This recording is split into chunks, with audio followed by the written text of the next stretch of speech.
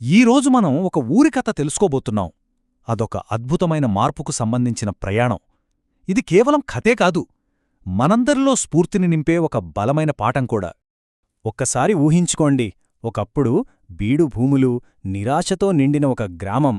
కాని కొద్ది కాలంలోనే పచ్చని పొలాలతో, నీటితో కళకళలాడే సంపన్నమైన ప్రదేశంగా మారిపోయింది. చూడండి, ఈ మార్పు ఎంత నాటకీయంగా ఉందో. అసలు ఇంత పెద్ద మార్పు ఎలా సాధ్యమైంది? ఒక ఊరు మొత్తం ఇంతలా ఎలా మారిపోయింది? ఆ ప్రశ్నకు సమాధానమే మనల్ని ఈ కథలోకి లోతుగా తీసుకెళ్తోంది. ఆ రహస్యమేంటో తెలుసుకుందాం పదండి. సరే, మన కథ బొద్దాం అనే గ్రామంలో మొదలవుతుంది. ఆ ఊరి ప్రజల జీవితాలెలా ఉండేవంటే, అంతా కష్టాలే, అంతులేని నిరాశే. ఆ బొద్దాం గ్రామం పరిస్థితి చాలా దారుణంగా ఉండేది. భూమేమో సాగుకు పనికిరాకుండా బీడువారిపోయింది. దానికి తోడు ఏళ్లగా వానచుక్కలేదు. ఇంకేముంది, చేయడానికి పనిలేక జనమంతా సోమరులుగా, నిరుత్సాహంగా మారిపోయారు. ఎంతలా అంటే వాళ్ల గ్రామ పెద్ద త్రిగుణయ్య కూడా ఇక మన ఊరు బాగుపడదులే అని చేతులెత్తేసే పరిస్థితి అన్నమాట.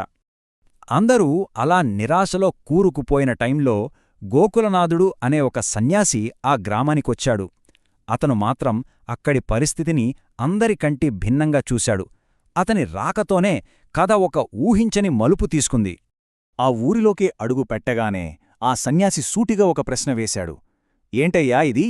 మీ కాళ్లకింద అంతులేని నిధి ఉంటే దాన్ని పట్టించుకోకుండా మీరంతా ఇంత దిగాలుగా ఎందుకున్నారు? ఈ ఒక్క ప్రశ్నతో వాళ్ల ఆలోచనా విధానాన్ని పూర్తిగా సవాలు చేశాడు.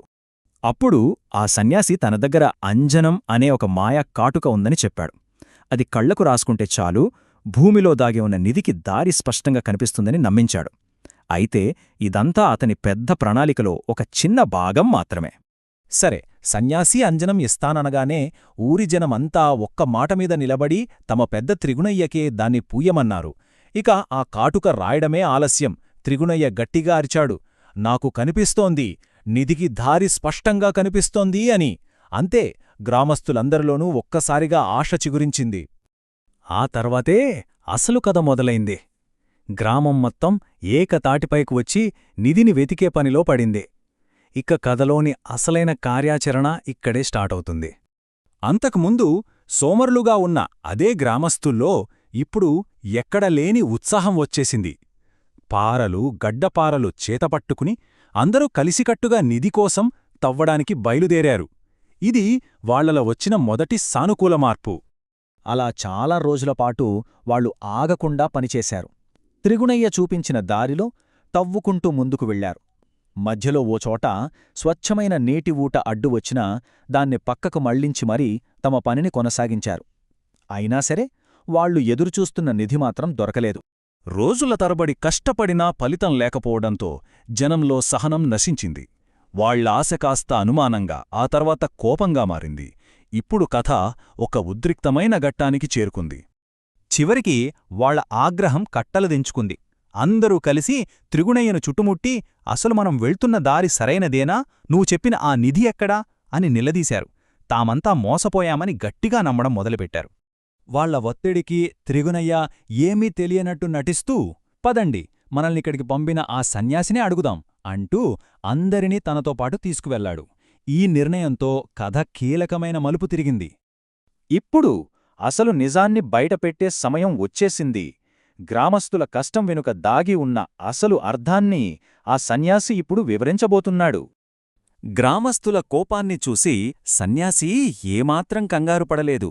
చాలా ప్రశాంతంగా, నేను అబద్ధం చెప్పలేదు, పదండి, మీరు కష్టపడి సంపాదించుకున్న నిధుల్ని చూపిస్తాను అన్నాడు.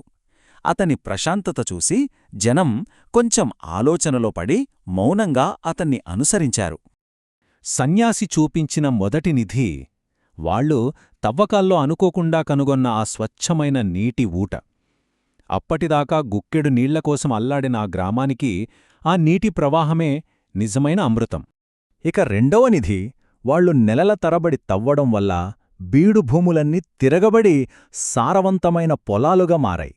ఇప్పుడు ఆ నేల బంగారు పంటలు పండించడానికి సిద్ధంగా ఉంది. మూడవ నిధి వారు కొండలగుండా తవ్విన ఆ దారి రాజధాని నగరానికి ఒక సులువైన మార్గంగా మారింది. దీనివల్ల వాళ్ల వాణిజ్యానికి, అభివృద్ధికి కొత్త ద్వారాలు తెరుచుకున్నాయి. కాని వీటన్నిటినీ మించిన అతిపెద్ద నిధి మరొకటుంది. అదేంటంటే, ఒకప్పుడు సోమరులుగా ఉన్న గ్రామస్తులు ఇప్పుడు కష్టపడి పనిచేసే శ్రామికులుగా మారడం. వాళ్లలో వచ్చిన ఈ మార్పే అసలైన, శాశ్వతమైన సంపద. సో, ఇక్కడ అసలు విషయమేంటో అర్థమైంది కదా? ఈ అంజనం, ఈ నిధివేట ఇదంతా ఒక పెద్ద ప్లాన్, ఒక నాటకం అన్నమాట. ఆ సన్యాసి లక్ష్యం బంగారం కాదు, ఆ ఊరి జనంలో పేరుకుపోయిన సోమరితనాన్ని తరిమికొట్టాలి. వాళ్ల భవిష్యత్తును వాళ్ల చేతుల్తోనే వాళ్లు నిర్మించుకునేలా చెయ్యాలి. అదండి ఆ సన్యాసి వేసిన మాస్టర్ ప్లాన్.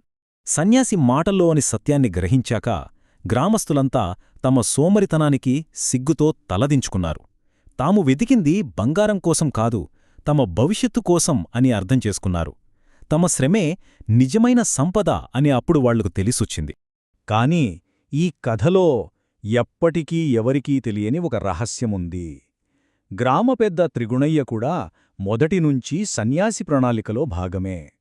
తన ప్రజల భవిష్యత్తు కోసం అతను ఆ నిందనో అవమానాన్ని కూడా మౌనంగా భరించాడు.